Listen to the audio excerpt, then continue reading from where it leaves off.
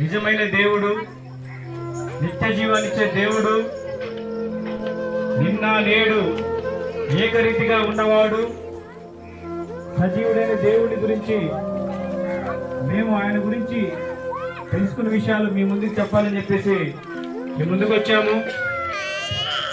ఇవాళ మీ అందరికీ ఒక విషయం చెప్పాలనుకుంటున్నాను.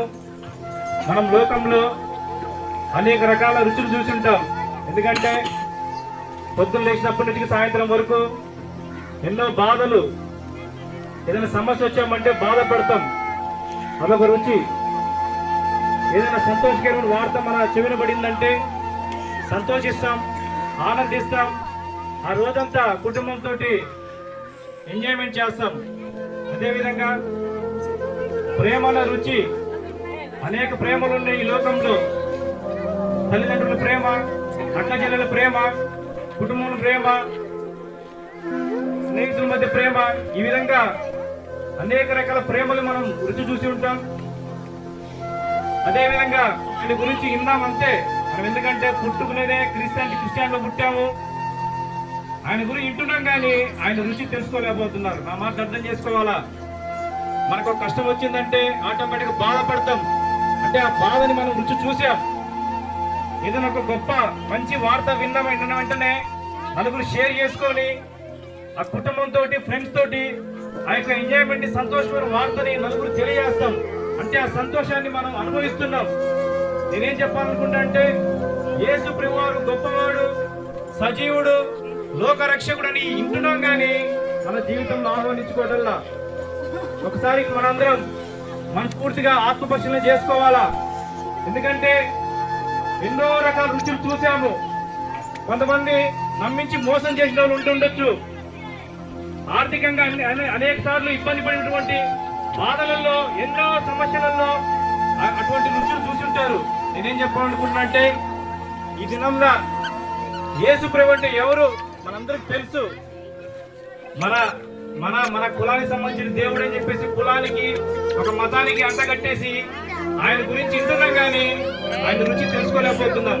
నిజంగా యెహోవా ఉత్తముడని రుచి తెలుసుకున్న వాళ్ళు నిజంగా ఆయనని విడిచిపెట్టరు. ఇవాళ మనం ఎంతమంది ఆయన రుచి తెలుసుకుందాం. అసలు ఆయన రుచి ఏంటి?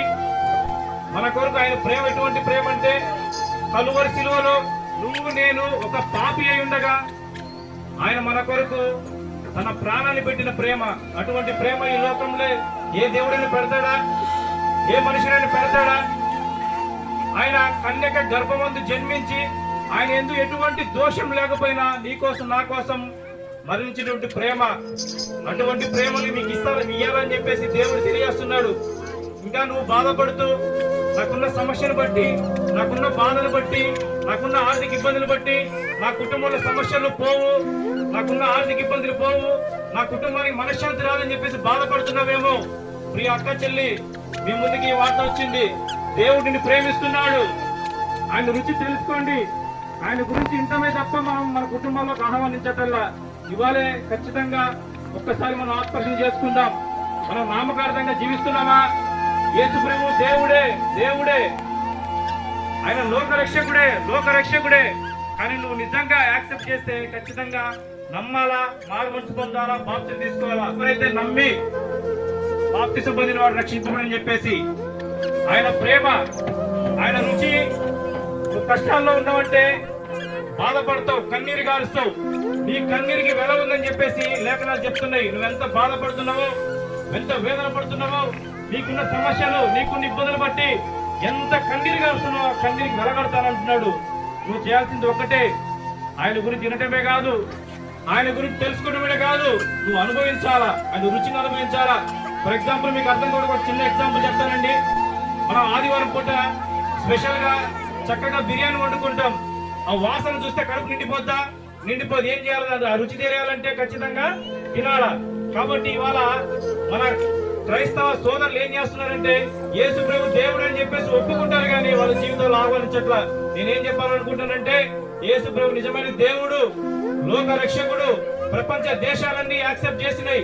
ఇవాళ లేఖనాలు బుక్స్, మీ పిల్లల బుక్స్ చూస్తే క్రీస్తు పూర్వం, క్రీస్తు శకం అని చెప్పేసి లేఖనాలే యాక్సెప్ట్ చేసినాయి. కానీ నువ్వు నేను యాక్సెప్ట్ చేయట్లా.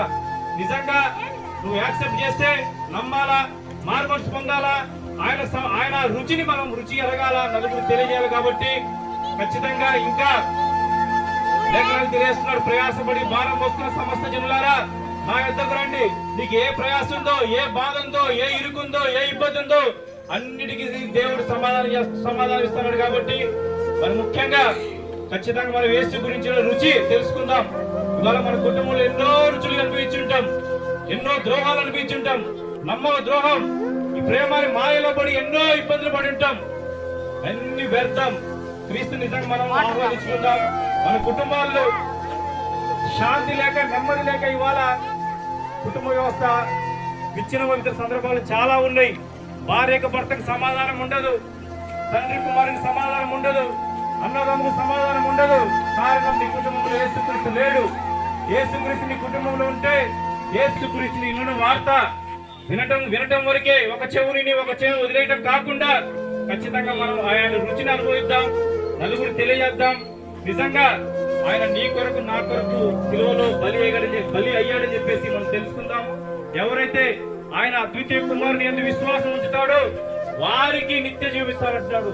ఈ లోకం అశాశ్వతమైనది. ఈ లోకంలో నీకున్న ఇల్లు, ధనం, బంగ్లా, కారు ఏది నీ అంట రాదు. కాబట్టి శరీరానికి మాత్రమే మరణం. మనం ఆత్మకు లెక్క చెప్పాలి. కాబట్టి మన పరిస్థితి ఎలా ఉంది, మన బిహేవియర్ ఎలా ఉంది, మన కుటుంబం ఎలా ఉంది, ఎవరికి వాళ్ళు ఆత్మహత్య చేసుకుందాం. ఖచ్చితంగా దేవుణ్ణి మన కుటుంబంలో మనలో ఆహ్వానించుకొని మీ కుటుంబ వ్యవస్థని చక్కగా లీడ్ చేసుకోవాలని చెప్పేసి నేను మనస్ఫూర్తిగా కోరుకుంటూ ఈ చిన్ని మాటలు దేవుడు దీవించాలని